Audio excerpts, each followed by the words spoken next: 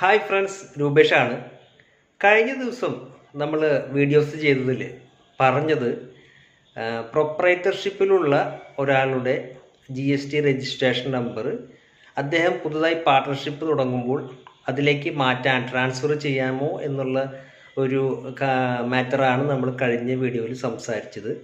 അപ്പോൾ ആ വീഡിയോ കണ്ടപ്പോൾ വന്ന ചോദ്യം, ഒരാൾ ചോദിച്ചത്, അതിൻ്റെ ഡീറ്റെയിൽസ് നമ്മൾ കൊടുത്തിരുന്നു. അപ്പോൾ പാർട്ട്ണർഷിപ്പ് തുടങ്ങുകയാണെങ്കിൽ എന്താണ് വേണ്ടത് എന്നുള്ളൊരു കാര്യമാണ് ഇപ്പോൾ വന്ന ഒരു സംശയം.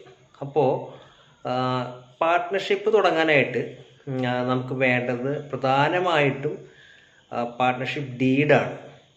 അത് കേരളത്തിനകത്താണെങ്കിൽ ഇവിടെ അതിൻ്റെ പ്രൊസീജിയർ എന്ന് പറഞ്ഞു കഴിഞ്ഞാൽ 5,000 റുപ്പീസിൻ്റെ സ്റ്റാമ്പ് പേപ്പറിൽ വേണം ഈ ഡീഡ് നമ്മൾ റൈറ്റ് ചെയ്യാനായിട്ട്, അല്ലെങ്കിൽ അതിൻ്റെ കോപ്പി എടുക്കേണ്ടത്, അത് പ്രിൻ്റ് എടുക്കേണ്ടത് 5,000 റുപ്പീസിൻ്റെ സ്റ്റാമ്പ് പേപ്പറിലാണ് എടുക്കേണ്ടത്.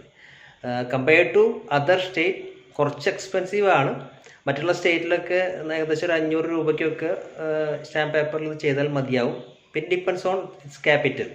അപ്പോൾ ഇവിടെ കേരളത്തിൽ 5,000 രൂപയുടെ സ്റ്റാമ്പ് പേപ്പറിൽ ഡീഡ് നമ്മൾ പ്രിൻ്റ് എടുത്തിട്ട് വേണം ചെയ്യാനായിട്ട്. പിന്നെ നമ്മൾ മുന്നൊരു വീഡിയോയിൽ ഒരു രജിസ്ട്രേഷന് വേണ്ടിയിട്ടുള്ള ഡോക്യുമെൻറ്റ്സ്, അതായത് പ്രധാനമായിട്ട് ഇതിൻ്റെ അഡ്രസ് പ്രൂഫ്, അതുപോലെ തന്നെ റെൻ്റ് എഗ്രിമെൻറ്റ്, ഓരോ പാർട്ട്നേഴ്സിൻ്റെയും ആധാർ കാർഡ്, ബാങ്ക് ഡീറ്റെയിൽസ്, ഇതൊക്കെ നമ്മൾ പറഞ്ഞിരുന്നു.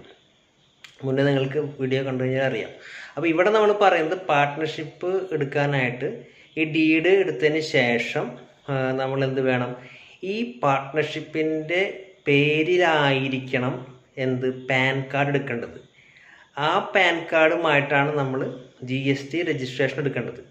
അപ്പോൾ GST എടുക്കാനായിട്ട് പാർട്ട്ണർഷിപ്പ് എടുത്തതിന് ശേഷം, ഡീഡ് ആക്കിയതിന് ശേഷം ആ ഡീഡിന്മേൽ ആ പാർട്ട്ണർഷിപ്പിൻ്റെ പേരിൽ നമ്മൾ പാൻ കാർഡ് എടുത്തിട്ട് ഈ പാൻ കാർഡ് വെച്ചിട്ട് വേണം മേൽപ്പറഞ്ഞ ഡോക്യുമെൻറ്റ്സുമായിട്ട് നമ്മൾ GSTക്ക് വേണ്ടി അപ്ലൈ ചെയ്യേണ്ടത്. അപ്പോൾ അതാണ് നമ്മൾ ഈ ഒരു മെയിനായിട്ട് ഈ ഒരു വീഡിയോയിൽ നമ്മൾ പ്രധാനമായിട്ടും നിങ്ങൾക്ക് തരാൻ, ഈ ഒരു സംശയത്തിൻ്റെ മറുപടിയായിട്ട് തരാൻ ഉദ്ദേശിക്കുന്ന കാര്യം അതാണ്. അപ്പോൾ മനസ്സിലാക്കുക, കേരളത്തിൽ മറ്റുള്ള സ്റ്റേറ്റുകളെ അപേക്ഷിച്ച് അല്പം എക്സ്പെൻസ് കൂടുതലാണെങ്കിലും പാർട്ട്ണർഷിപ്പിന് അതിൻ്റേതായിട്ടുള്ള ഒരുപാട് മേന്മകളും അഡ്വാൻറ്റേജസും ഉണ്ട്. അപ്പോൾ ഇത്തരം കാര്യങ്ങൾക്കായിട്ട് for more details and more information, stay tuned with Capitax India. Thank you.